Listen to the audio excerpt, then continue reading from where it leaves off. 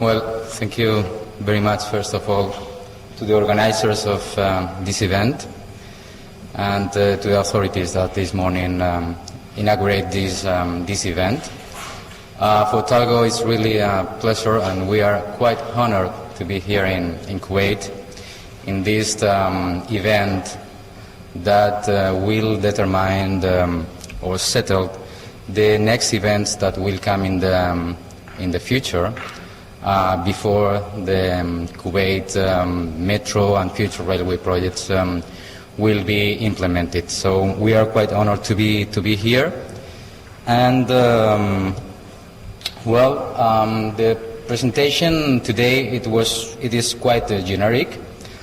First of all, I will try to explain you who is Talgo, but it will be quite fast. We are a well-known company in Europe for our high-speed trains, and then the rest of this conference will be based on major dilemmas in the region, whether the next trains to be implemented will be electric or diesel. We have different tendencies in the region when countries will go for sure for electric. Meanwhile, other ones will choose diesel traction systems. So the case today is we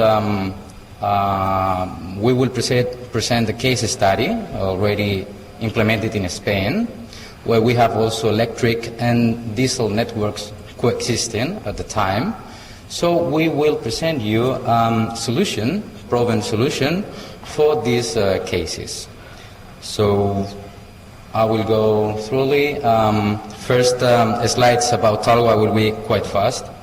So Talgo is a quite old company with more than 70 years in the market, providing solutions for high-speed, long-distance services.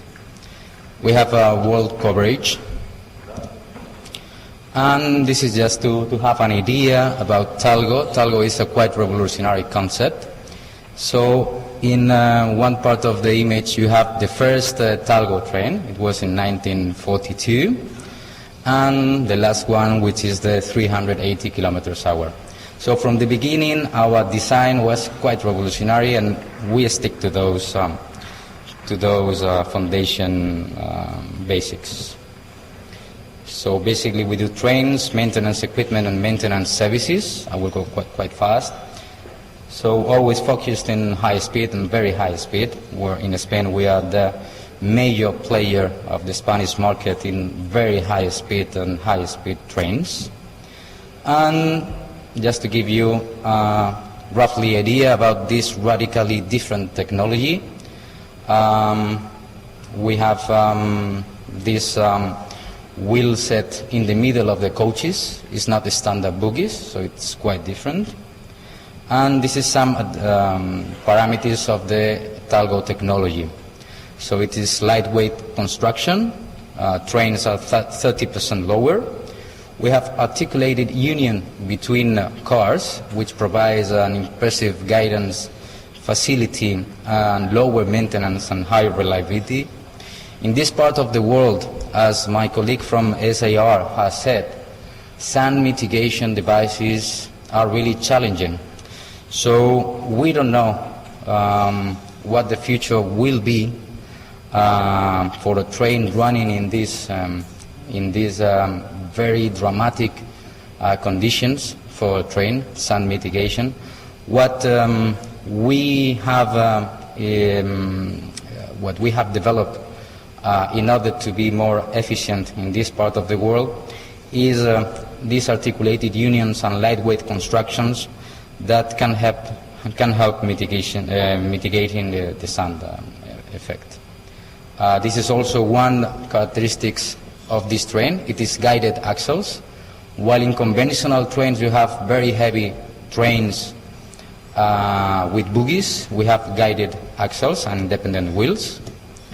And this tilting system that is represents a very significant improvement in the comfort of the passengers. You have a conventional train, one side of your image, and then the talgo pendular train. This is a natural tilting capacity. And the last one is the accessibility. All talgo trains, they don't have steps. So people with reduced mobility, old people, persons carrying luggage, we consider that in this part of the world, as railway is starting, we should consider not to put steps on the train. Europe has an old mentality, old trains running since more than 100 years, and we have to live with the steps. So why in this part of the region, in this part of the world, a train has to have steps? Has no sense. So all talgo trains has no steps.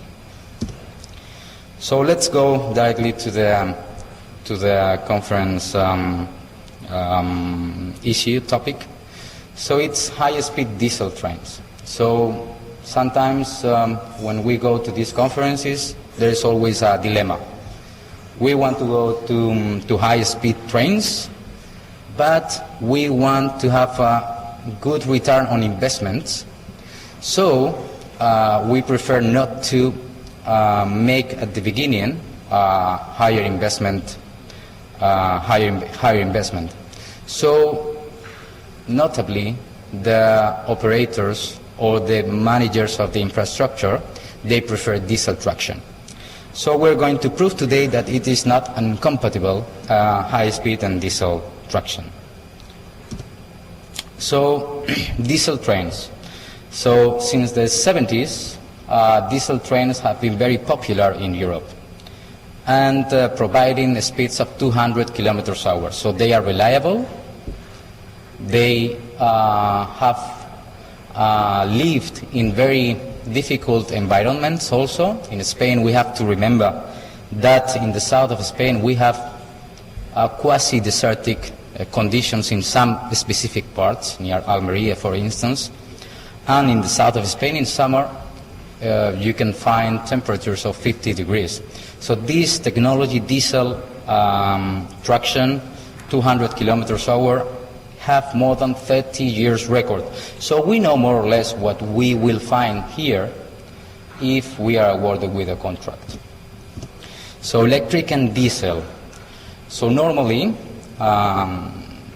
this situation comes when you have one part of the network electrified and the second part of the network not electrified. So as operator, what you will do?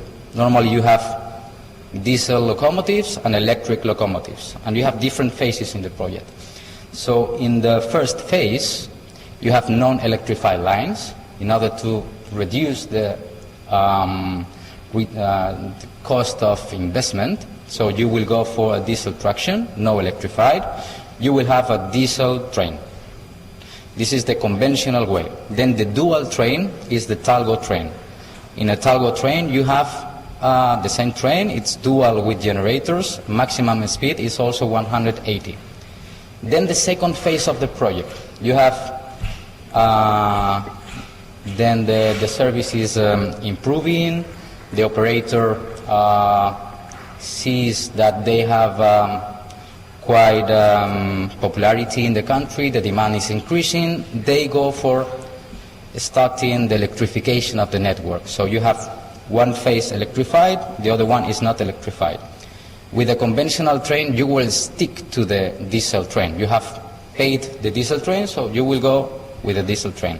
With this technology, you have the same train. It's a dual with generators. So in the diesel section, you will run up to 180 kilometers an hour. And in the electrical section of the truck, you will go up to 250 kilometers an hour. Then in the third phase, line is totally electrified. So with a conventional train, you have to take out your diesel train or your diesel locomotives, put them away, waste of money is there. And you have to buy a new train, electric train. With this technology, dual train, you will just have the same train, totally electrified. Maybe you can take out some generators, and you have an electric train going up to 250 kilometers an hour. So let's go to this case study, Spain. Spain has been the country in the last 10 years with the most ambitious program in high-speed